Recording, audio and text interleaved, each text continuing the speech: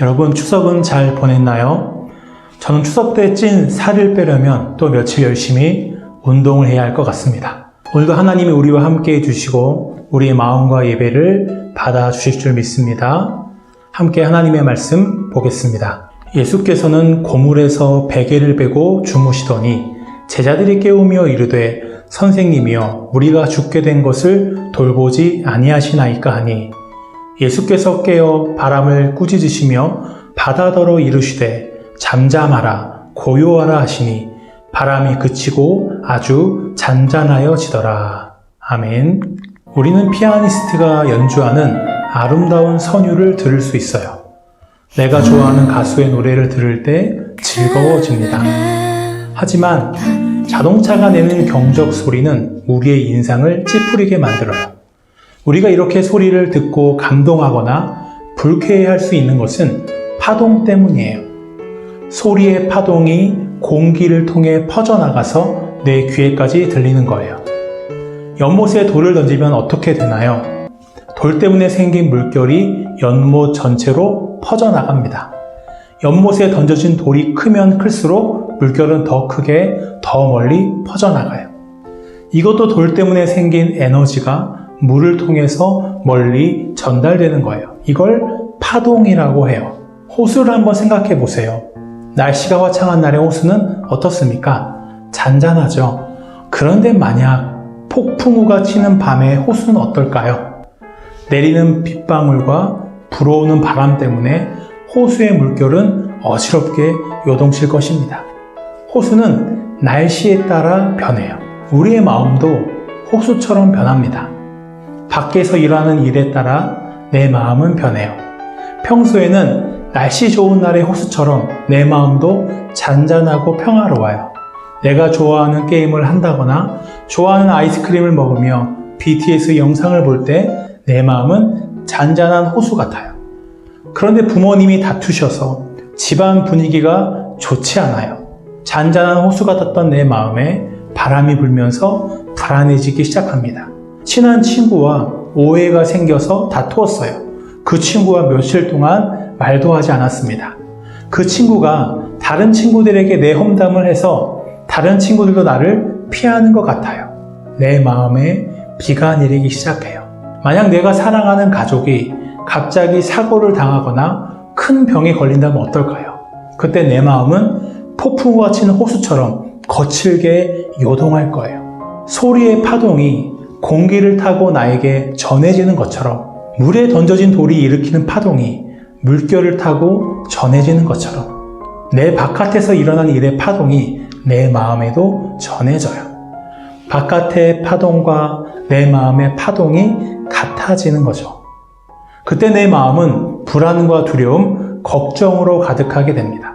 오늘 예수님의 제자들에게도 그런 일이 일어났어요. 예수님은 제자들과 함께 배를 타고 갈릴리 호수 반대편으로 가시는 중이었어요. 따뜻한 햇빛이 비치는 호수와 시원하게 부는 바람은 배를 움직이기에 너무나 좋았어요. 갈릴리 호수의 둘레는 52km가 넘습니다. 웬만한 도시보다도 커요. 그래서 눈으로 갈릴리 호수를 바라보면 이게 호수인지 바다인지 모를 정도예요. 또 갈릴리 호수는 산과 계곡에 둘러싸여 있어서 계곡 사이에서 생긴 돌풍이 불어닥칠 때가 있습니다. 오늘이 바로 그날이었어요. 갑자기 호수 위로 거친 바람이 불어닥치기 시작했습니다. 잔잔했던 호수는 태풍이 치는 바다처럼 거칠게 요동하기 시작했어요.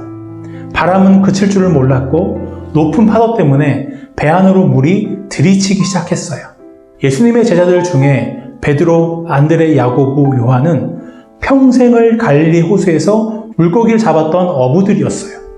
제자들은 배를 살리기 위해 최선을 다했지만 소용이 없었습니다. 배는 금방이라도 가라앉을 것 같았어요. 지금 제자들의 마음은 바깥에 풍랑이 치는 호수와 같았어요. 불안과 죽음에 대한 두려움으로 거칠게 요동하고 있었습니다. 배 안은 바람 소리와 파도 소리, 제자들의 고함 소리로 정신이 없었어요. 지금 우리가 한 가지 잊고 있는 사실이 있어요. 그 배에 누가 타고 계시나요? 예수님이 함께 타고 계십니다. 그때 예수님은 무엇을 하고 계셨나요? 예수께서는 고물에서 베개를 베고 주무시더니 예수님은 그때 주무시고 계셨어요. 대단하지 않나요? 주무시는 예수님의 모습은 지금의 상황과 너무나 어울리지 않습니다.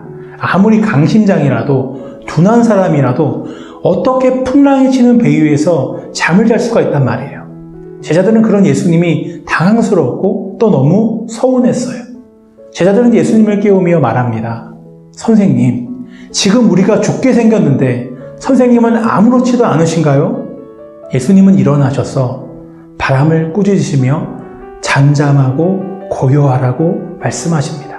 그러자 즉시 바람이 그치고 호수의 수면은 다시 잔잔해졌어요. 제자들은 그것을 보고 놀라 두려워하며 말합니다.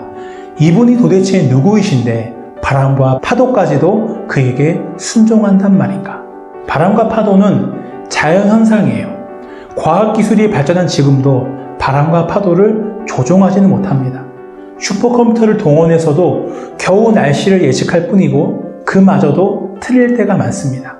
바람과 파도를 다스리시는 예수님의 모습은 예수님이 어떤 분이시라는 것을 나타내는 걸까요? 예수님이 그냥 뛰어난 사람이 아니라 세상을 창조하시고 지금도 다스리시는 하나님이심을 나타냅니다. 예수님이 거센 바람과 파도가 치는 배 위에서 아무렇지 않게 편안하게 주무실 수 있었던 것은 예수님이 그 바람과 파도보다도 크신 하나님이셨기 때문이에요. 예수님은 바람만을 꾸짖으신 것이 아닙니다.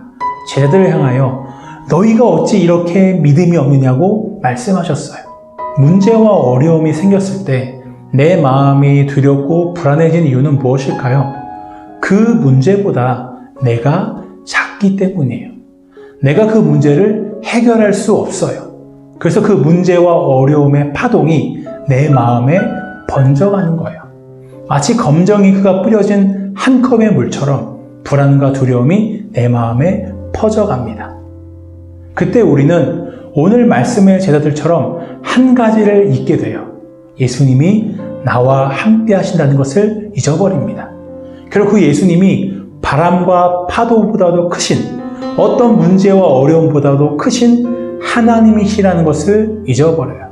아무리 심한 파도가 치고 있어도 튼튼한 방파제가 있다면 그 파도는 항구 안에까지 미치지 못합니다. 우리가 예수님을 믿는다는 것은 예수님이 영원히 나를 떠나지 않으심을 믿는 거예요. 그 예수님이 세상을 창조하시고 지금도 다스리시며 나를 구원하신 하나님이심을 믿는 거예요. 여러분의 마음에 있는 호수는 언제 흔들립니까? 내 마음은 어떤 어려움이나 문제가 생기면 불안해지고 두려워지나요? 힘이 들 때 나를 힘들게 하는 문제를 자꾸 생각하지 마세요. 그때 우리가 해야 할 것은 하나예요. 예수님을 믿는 거예요. 예수님, 제가 지금 많이 힘듭니다. 지금 저에게 일어난 일 때문에 두렵고 불안합니다. 마음이 너무나 슬퍼요. 그러나 지금도 예수님이 저와 함께 하신다는 것을 믿습니다. 예수님이 나를 사랑하시며 어떤 문제와 어려움보다도 예수님이 강하고 크시다는 것을 믿습니다. 예수님, 저를 지켜주시고 인도해 주세요. 이렇게 생각하고 기도하며 내 마음의 파동을 예수님과 맞춘 거예요. 그때 예수님의 잔잔하고 평화로운 파동이 내 마음에 퍼집니다. 풍랑이 치는 배 위에서도 주무시고 계셨던 예수님의 평안함과 담담한 용기가 내 마음에도 전해지게 됩니다.